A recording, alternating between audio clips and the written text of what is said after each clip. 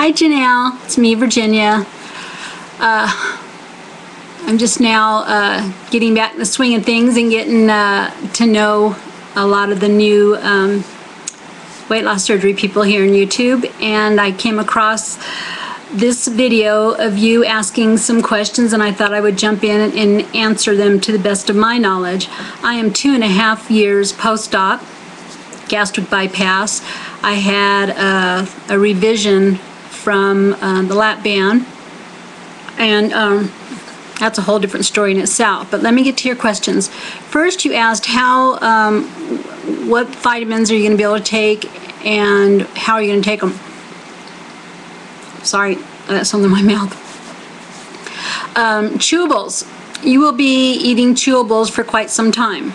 So find yourself a good chewable.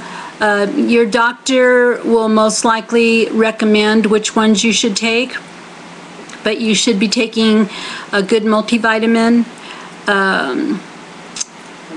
I've been taking biotin for hair and nails, which will come in handy. If you start taking it now, it'll be good. Your doctor will tell you whether or not you'll need iron and calcium, chewable calciums. I see you've already had one response talking about Bariatric Advantage chewables. They're very good. You can get some samples. Get the samples first, and then find out which you like, and which ones agree with you, and then you can choose those. What was the other one? I've never tried them, but I've heard that your other response mentioned them also. And keep in mind, these particular vitamins are not bought in the store, they're bought online. The ones that I have been able to stomach the way they taste is Centrum's has a chewable, and that's been okay. I found some bee, gummy bear kind of bees at the health food store, which I absolutely love, was Complete Bee. And then, like I said, the biotin. And I am hypocalcemic before surgery. I have an issue where I have to take a lot of calcium. So it was through taking that a lot of calcium in the chewables that I discovered that I was also fructose intolerant. If you have an issue at all, and a lot of people do, with sugar alcohols, if they make you gassy, if you've eaten some sugar-free candy and then all of a sudden your stomach started gurgling and churning and you're getting real gassy, you may also have a very low tolerance to fructose. And some people have had that problem, some people haven't. So if you haven't, wonderful, I would go with Bariatric Advantage. If you do, you're going to have to find chewables that have less sugar-free stuff in them. Xylitol, all that, maltitol, all those kind of things make me really, really gassy. Okay, what happens with your stomach weight? Well, belly weight. Well, most of us do have belly issues. And if you go back and watch some of the videos from the people that have already lost their weight, you'll see that they end up with this, what we call an apron, and your skin just hangs over your belt area. Depending on how much weight you lose, how fast you lose it, whether you're exercising, there's so many things involved. Your chemical makeup, your body makeup, who you are genetically will determine how you end up looking at the end of when you get to maintenance, when you've reached your goal. I'm not at goal yet. I still have 20 pounds to lose, and I do have an overhang, a bit of an overhang. It's not as bad as a lot of people's, but it is. And I have those bat wings, but not as bad. I'm still pretty thick. If I went and had my arms done right now, I don't think it would come out very well, because it is a lot of meat still in there. What was your next question? I wrote them down because I want to make sure I got them all. Oh, what we eat.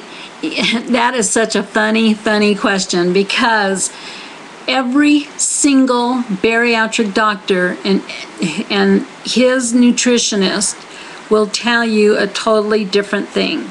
And it becomes frustrating because you'll hear, well, how come she gets to eat this, or how come he gets to eat that, or I can't drink that, why can she, or I can have this and she can't. It is crazy, especially when you're working and involved with a huge community like YouTube. We've got hundreds of different surgeons and hundreds of nutritionists. And it is something, the only thing I can advise you is to follow what your surgeon is telling you to do, because that's just the right way to do it. And after you get to know your body and reading and researching nutritionally and finding out how the bariatric patient's digestive system works, you'll get to know what you can and cannot have, what is right and what is wrong with you, for you. One of the things that I can suggest is please, please, please test and taste and test every kind of protein you could possibly imagine before surgery, and don't buy a whole lot of it, because you might not like it and you might not, your taste buds are going to change after surgery. Trust me. Things are going to taste really sweet to you, or things are going to taste really salty to you, and I would not buy and load up on a particular brand of protein. I would have just enough for like a week or two out of surgery, a week, and see how it's still tasting to you. But please taste test these, because I can't tell you how many of us invested $50, $60, $70, $80, $200 on protein shakes that we never used. Or we tested it, tasted it, and we didn't like it. If you can buddy up with someone who is at the same level you are and trade back and forth some different protein, send a couple of scoops and she could send you a couple of scoops and you can try it out. My favorite by far was the Lean Body that you can get at GNC, or it was a lot expensive there, but you can order it right through Amazon if you've got a High Health next to you or something like that. It was like $35 for a case of 10 or 12, I believe. And they're ready to drink. My favorite was the chocolate, and I did all kinds of stuff with those chocolate shakes. I made frappuccinos, and I made, all kinds of different things with you can go back and search protein drinks and find different recipes. I even made protein pudding out of it. Ice cream, I've made chocolate protein ice cream out of it because I have an ice cream maker.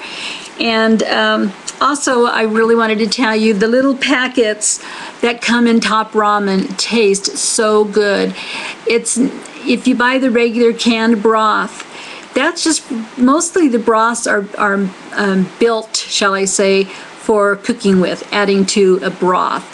Those little packets that come in the Top Ramen have more spices and whatnot in there, and they taste wonderful, and they're easy to throw a couple of them in your pocket, your purse, and go somewhere, and all you need is a cup of hot water and pour that in, and that's great.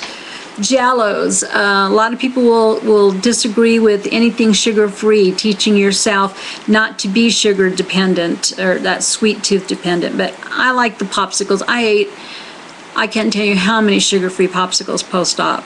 It just made my mouth feel good. It made my throat feel good. I loved them. So lots of Jell-O, protein shakes, Jell-Os, broths. One of my very first solid foods, and a lot of our very first solid foods, is some bean soup, because it's mushy. You can mush it, and there's a lot of protein in it.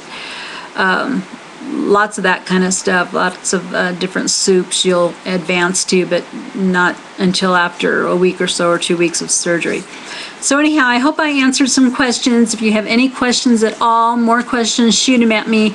I'll be more than happy to answer them. I can't believe I've sat here and talked for 9.5 minutes already. So good luck to you, and I'll keep following your journey. I can't wait to see you change. Blessings. Bye-bye.